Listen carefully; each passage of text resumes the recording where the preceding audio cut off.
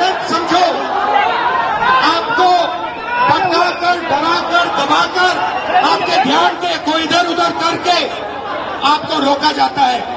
इस देश में आपके लिए कोई जगह नहीं है। 90% के लिए इस देश में कोई रास्ता नहीं है। आप ब्यूरोक्रेसी को देखो, सीनियर ब्यूरोक्रेसी में आपके कितने लोग, जीरो। आप कॉर्पोरेट इंडिया को देखो, कॉर्पोरेट इंडिया में आपके कितने लोग, जीरो। आप हाई कोर्ट देखो, आपके कितने लोग, जीरो। आप एजुकेशन सिस्टम के मालिकों को देखो, मेडिकल सिस्टम के मालिकों को देखो, आपके लोग कितने, जीरो। मगर मनरेगा की लिस्ट निकालो, आपके लोगों से भरी हुई है। मजदूरों की लिस्ट निकालो, आपके लोगों से भरी हुई है। सारे के सारे कॉन्ट्रैक्ट, सारा का सारा धन 5-10% के हाथ में जाता है और आपको उल्टी सीधी बात बताकर आपके ध्यान को इधर उधर कर दिया जाता है। आपको एक साथ खड़ा होना है और 3 मांगे हैं। पहली मांग जाति जनगणना, दूसरी मांग प्राइवेट इंस्टीट्यूशंस में, प्राइवेट स्कूल्स और कॉलेजेस में रिजर्वेशन, अति पिछड़ा का, ओबीसी का, दलित का, आदिवासी का। तीसरी बात SC ST सब प्लान, जो आपका पैसा है, जो आपको नहीं दिया जाता है, आपको वो दिया जाना चाहिए। ये 3 चीजें कहने में आपसे आया था। और ये बात समझिए, आप एक बात समझिए, बिहार की पुलिस ने अभी मुझे रोकने की कोशिश की, रोक नहीं पाई। पता है क्यों नहीं रोक पाई? नहीं, इसलिए नहीं रोक पाई क्योंकि आपकी शक्ति मेरे पीछे है। आपकी शक्ति मेरे पीछे है, इसीलिए कोई, दुनिया की कोई शक्ति उसको रोक नहीं सकती है। हमने कहा, हमने नरेंद्र मोदी से कहा, पार्लियामेंट में कहा, तुम्हें जाति जनगणना करना पड़ेगा। हमने उससे कहा कि तुम्हें संविधान को यहां माथे पर लगाना पड़ेगा। नरेंद्र मोदी जी ने आपके दबाव से डर कर जाति जनगणना हिंदुस्तान में घोषित किया है। आपके दबाव से डर कर उन्होंने कॉन्स्टिट्यूशन अपने माथे पर लगाया है। मगर वो लोकतंत्र के खिलाफ हैं, संविधान के खिलाफ हैं, जाति जनगणना के खिलाफ हैं। और जो 90% हिंदुस्तान की गरीब आबादी है, अति पिछड़ा, दलित, आदिवासी, माइनॉरिटीज, ये इन सब के खिलाफ है। ये अदानी अंबानी की सरकार है, ये आपकी सरकार नहीं है। आपने इतने प्यार से मेरी बात सुनी, इसके लिए आप सबको दिल से बहुत बहुत धन्यवाद। मैं जानता हूं SC ST अति पिछड़ा हॉस्टल्स में यहां क्या होता है। मैं आपको गारंटी देता हूं, जैसे ही हिंदुस्तान में सरकार आएगी, जैसे ही बिहार में हमारी सरकार आएगी, हम ये सारा का सारा बदल देंगे और आपके लिए जो होना चाहिए वो करके दिखाएंगे। आप सबका बहुत बहुत धन्यवाद। नमस्कार, जय हिंद।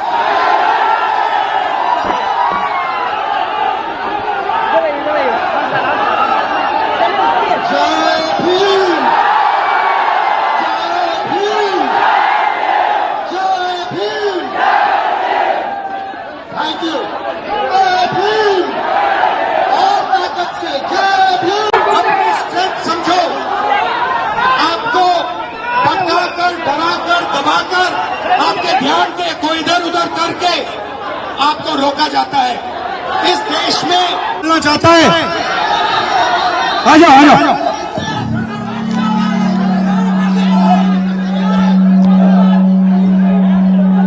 आपका नाम? प्रदीप सर, प्रदीप। यहाँ पे आपके हॉस्टल में क्या हालत है, थोड़ा बताइए मुझे। सर हॉस्टल की हालत बहुत खराब है, हॉस्टल की हालत बहुत दयनीय है। हम लोग बहुत बुरी स्थिति में रहते हैं सर। यहाँ की जो प्रशासन है उसके द्वारा बीच बीच में मानसिक प्रताड़ना दी जाती है हॉस्टल को खाली करवाकर। सर आपसे बहुत उम्मीद है, आपसे उम्मीद इसलिए है कि आप नेता प्रतिपक्ष है और आप हमारे देश के अगले यशस्वी प्रधानमंत्री है सर, तो आपसे बहुत उम्मीद है सर। आपसे आपके साइड से, आप सबके साइड से लोकसभा में मैं कौन सा मुद्दा उठाऊं? सर लोकसभा में सर जो दलित के साथ भेदभाव होता है और शिक्षा का सर जो बजट है दिन पर दिन घटता जा रहा है और कल्याण विभाग की जो सर बजट है वो घटती जा रही है। दलित की शिक्षा तो सर दलित की शिक्षा योजना स्तर पे मिलती है लेकिन उसको जमीनी स्तर पे नहीं मिलती है। सर ये जो नई शिक्षा नीति है इसमें सर दलित विरोधी है, इसको डिजिटलाइज करने की बात की जा रही है, जबकि हमारे समाज में सर बहुत से लोग डिजिटल से बहुत दूर है, उनको डिजिटल का डी भी नहीं पता है। तो इसके लिए सर कुछ किया जाए और जमीनी स्तर पे किया जाए। सर आपसे उम्मीद है सर आप कर सकते हैं। सर ये जो पूरा शिक्षा का सिस्टम और स्वास्थ्य का सिस्टम प्राइवेटाइज हो रहा है, इसके बारे में आप क्या सोचते हो? सर ये सर प्राइवेटाइज करने का सर ये सरकार की जो मंशा है सर उसे SC/ST OBC को दूर रखा जाए सिस्टम से। सर हम लोग शुरू से सिस्टम से दूर है, न हमारा मीडिया में कोई है, न हमारा उद्योगपति कोई है, न हमारा बड़ा बड़ा ब्यूरोक्रेट्स में कोई है। तो सर हम लोग को जो उसमें भागीदारी है वो देनी चाहिए सरकार को। मीडिया के बारे में बताइए थोड़ा। सर जो मीडिया गोदी मीडिया है, गोदी मीडिया से हम लोग को दिखाती नहीं है, हमारा लोग मेन स्ट्रीम मीडिया में है नहीं, तो हम लोग चाहते हैं कि हम लोग का भी मीडिया प्रतिनिधित्व हो। और सर दरभंगा में जर्नलिज्म के लिए कॉलेज हो, जर्नलिज्म के लिए कॉलेज नहीं है, हम लोग जर्नलिज्म करना भी चाहते हैं तो वो प्लेटफॉर्म नहीं मिलती है। सर इसकी हायर एजुकेशन फीस इतनी होती है कि हमारे लिए फीस पेड नहीं कर पाते हैं, इसलिए हम लोग कोर्स नहीं कर पाते हैं। सर यूनिवर्सिटी में जो है कोर्स समय पर नहीं होता है, यूनिवर्सिटी में जो है सर बहुत फीस। आप क्या पढ़ते हो? सर मैं DLED कर रहा हूँ सर सेकेंड ईयर में वाइट माधोपट्टी दरभंगा से। कैसा चल रहा है? सर DLED तो ठीक चल रहा है लेकिन सर आगामी TRE4 है जिसमें 23-25 वालों को मौका मिले, इसके लिए भी हम लोग प्रोटेस्ट किए हैं, सर कर रहे हैं। सर और माता पिता क्या करते हैं? भाई बहन कितने हैं? सर मेरे माता पिता सर मम्मी तो गृहिणी है, पापा एक मामूली ड्राइवर है सर, पापा जो है 300-400 दिहाड़ी पे काम करते हैं। सर हम लोग बहुत गरीब तबके से आते हैं, अगर ये हॉस्टल नहीं होती तो हम लोग को एक ऐसा प्लेटफॉर्म नहीं मिलता, हम लोग नहीं पढ़ते, इसलिए ये हॉस्टल है। और सर एक और मांग आपसे हम लोग करना चाहेंगे कि सर ये हॉस्टल है, हम लोग यहाँ मैट्रिक इंटर ग्रेजुएशन कर लेते, क्या मैट्रिक इंटर ग्रेजुएशन करने से हम लोग को नौकरी मिलेगी? नहीं मिलेगी। तो कंपटीशन के लिए छात्रावास होना चाहिए, PG छात्रावास दलितों के लिए होना चाहिए, जिससे कि हम लोग आगे की पढ़ाई कर सके और देश के विकास में अपना योगदान दे सके। सर भाई बहन और पापा मामा से मेरी नमस्ते कर देना। Thank you brother.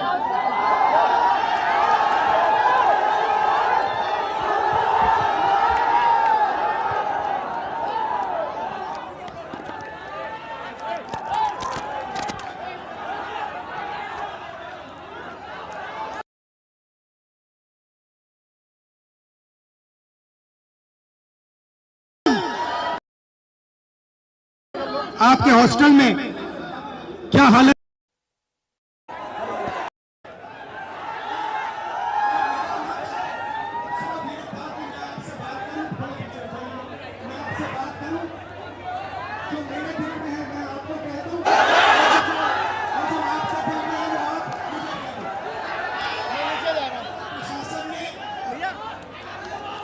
पूरी तरह रोकने की कोशिश की और मैं पीछे के रास्ते से आपके यहां आ गया। देखिए दलित, पिछड़ा वर्ग, अति पिछड़ा वर्ग, आदिवासी वर्ग, आपके खिलाफ इस देश में 24 घंटा अत्याचार होता है। आपको दबाया जाता है, आपको शिक्षा के सिस्टम में रोका जाता है, आपके खिलाफ पेपर लीक किया जाता है और आपके करियर को रोकने के लिए, खत्म करने के लिए किया जाता है। हमने 3 मांगे की हैं। सबसे पहले जाति जनगणना, सही तरीके का जाति जनगणना जो हमने तेलंगाना में किया। दूसरी बात, कानून, हिंदुस्तान का कानून है कि प्राइवेट कॉलेजेस और यूनिवर्सिटीज में आरक्षण होना चाहिए और ना नरेंद्र मोदी ना समझो, आपको भटकाकर डरा